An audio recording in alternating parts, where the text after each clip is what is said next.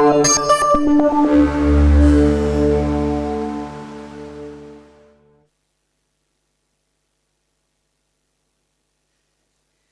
name is Katrin Danerlöv, and I'm so-called National Contact Point here at Vnova. And I would like to welcome you to this information day or information afternoon about Horizon 2020, in particular the thematic area space. We have almost a full house today, and it's a pleasure to have you all here. And in particular, I would like as well to welcome our web viewers to this seminar. The web viewers will not be able to post questions live, but please make a note of my email address here, and I will respond to your questions as soon as possible after this event or during tomorrow. The material we will talk about today is found or will be found at the web address you find here on the first page. But for those of you who are here today, you will as well get an email later tonight or tomorrow, and you will find all the presentation material. And before we start the actual program, I would like to say a couple of words about VINNOVA. And as some of you already know, VINNOVA is the governmental or Swedish governmental agency for innovation systems. And our task is to promote sustainable growth in Sweden by funding needs-driven research. And VINNOVA invests annually around 2 billion Swedish crowns in new and ongoing research and innovation projects. And except for being a national funding body, we as well have the national responsibility for providing information and advice regarding EU's framework program for research and innovation, and namely Horizon 2020. And we are about 200 people at VINNOVA. We have an office here in Stockholm, but as well a small office in Brussels. And our Director General is Charlotte Brogren. So at VINNOVA, there are a couple of persons working as so-called national contact points, where I am one of those. And what do we do? Well, we can provide information about the framework program. We arrange courses and seminars, such as the information day today. And we are as well quite strongly involved in policy issues, and we are actively following the development of the framework program. However, in addition to us NCPs, or national contact points, there are other facilitators and helpers out in the system. For example, if you're a university employee, there are support functions at the universities, at so-called grants offices. And for those of you that might work for a small company, there is support, for example, by the Enterprise Europe network, or the EEN network. And in Sweden, there are roughly about 50 business advisors that can help you out. And they offer a wide range of services, everything from information EU legislation, EU funding, as well as helping you finding business partners around in Europe. And VINNOVA also sponsors free of charge support offices. And one of these offices is run by RISE, or the Swedish Research Institutes. And this function is called EU SME. And they can as well guide you through this landscape of funding, and in particular EU funding.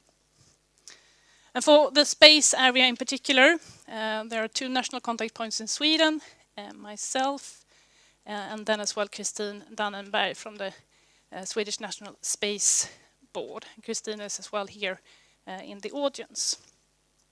And what can we help you with? Well, we can guide you through different possibilities within Horizon.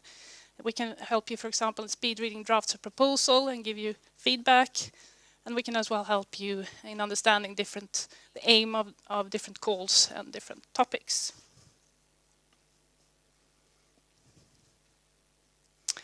So how important is the funding that comes from the framework program to the Swedish system?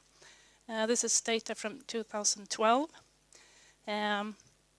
And here we can see that the contribution that comes to Swedish participants from EU is on par with the funding from Vnova, and it's roughly half of the funding that the Swedish Research Council contributes to research projects. So how has Sweden been performing up till now in the framework program?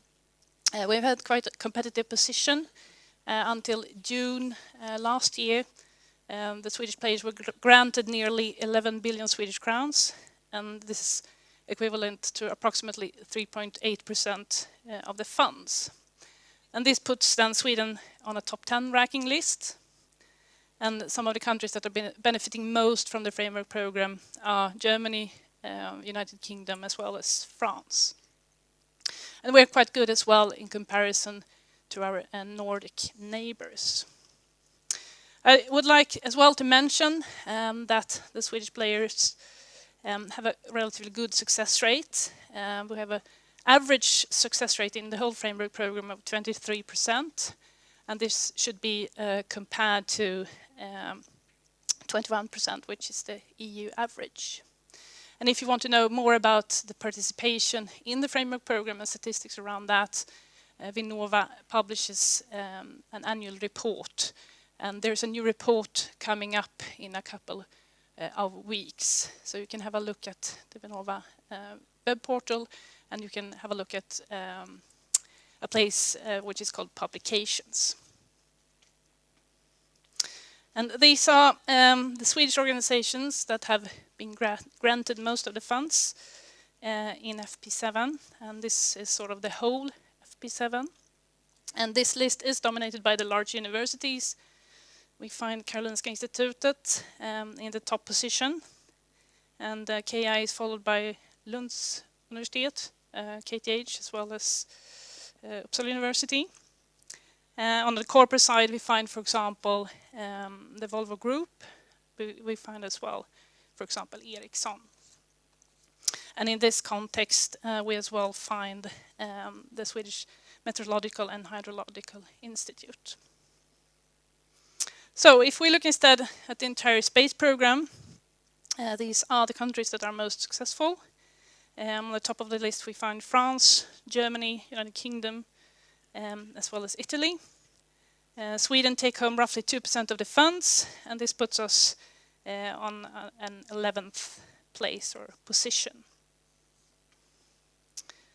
If we instead look at the organizations that have been granted most projects, this is sort of the top list. On the top we find DLR, or Deutsches Zentrum für Luft- und Raumfahrt.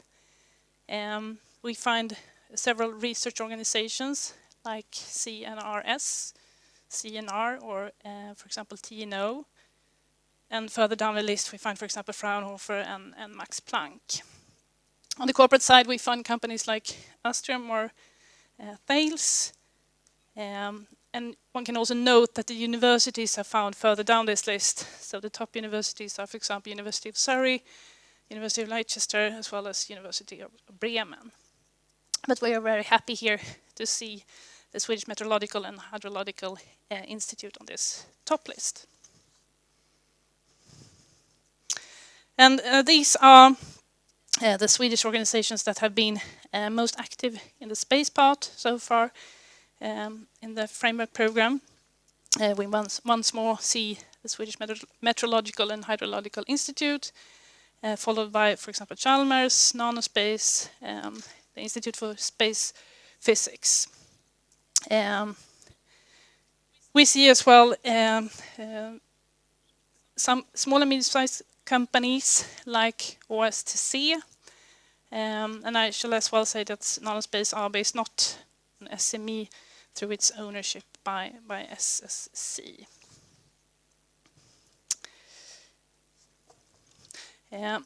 This slide is just to show you a very simple picture on Horizon 2020. I'm not sure how many of you are familiar with Horizon 2020. Can we sort of raise your hands? Do you know the basics? Yes, half of the audience. This is a very simple picture. You will get more details later on in the afternoon, but it's just to put space or to position space within Horizon 2020. So in the first priority, which is called Excellent Science, this sort of has an overall aim to raise the level of excellence in Europe's science base and to make Europe an attractive place for researchers. And here we find a number of instruments, for example, for mobility or the very prestigious European Research Council grants. We find instruments for infrastructure and as well something which is called, for example, Future and Emerging Technologies. In the second priority, this is sort of where we find the space area. This priority has sort of an overall aim to make Europe a more attractive location for investments, both in research and innovation, but here activities are promoted where businesses set the agenda. And then the third priority, the societal challenges. Here you find actions covering from research to market and solving a number of problems that Europe are faced with. And here we find a number of different areas ranging from health, energy, transport. We have climate actions, environment actions, as well as, for example, reflective and secure societies. But in the afternoon, we'll come back to this picture and the underlying structure.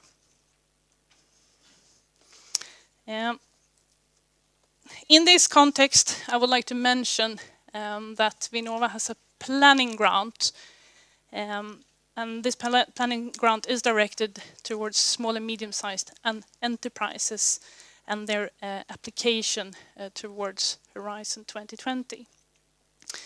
So a small and medium-sized enterprise can get a maximum 150,000 crowns for planning, writing and submitting a proposal to Horizon 2020. And then we can fund maximum 50% of the total budget. If you're interested in this, please contact my colleague Katrin before submitting an application. And I will as well like to comment that you shouldn't worry too much about the workload applying for this as well as for Horizon 2020. This application is fairly short and it's easy to fill in, and we as well have a very high success rate. So where do you find information about the calls that we will hear about today? The Commission has a so-called participant portal, and here you find everything you will need, from how to submit an application as well as the actual management of an EU project. And this is the place where you electronically submit the application to Horizon. But the overall aim with Horizon 2020 is to have a paperless grant management.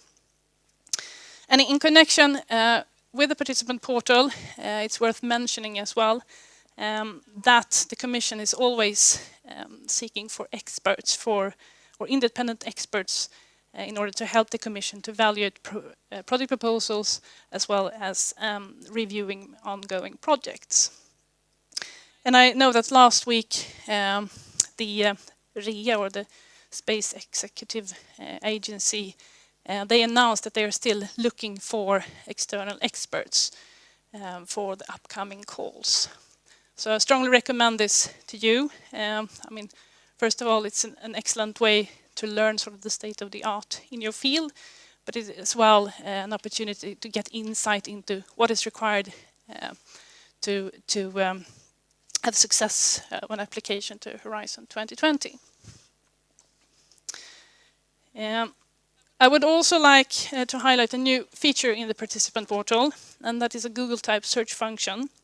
And it's actually the first time that it's possible to do a search on EU calls in a database.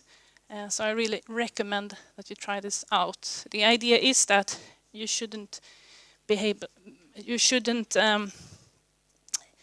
it shouldn't require that you have too much knowledge about Horizon 2020. Then it's just to use the search function. Back to the actual program and some practical details. We will end this meeting with coffee around 3:30, and this is as well the time when the webcasting will stop. We have 2 presentations for today, and I anticipate that there will be quite some questions. However, I suggest that we take the questions after each talk, and we as well, or you need a microphone when posting the question so that the web viewers can follow the event. And shortly after coffee, there will be a possibility to have some more informal discussions.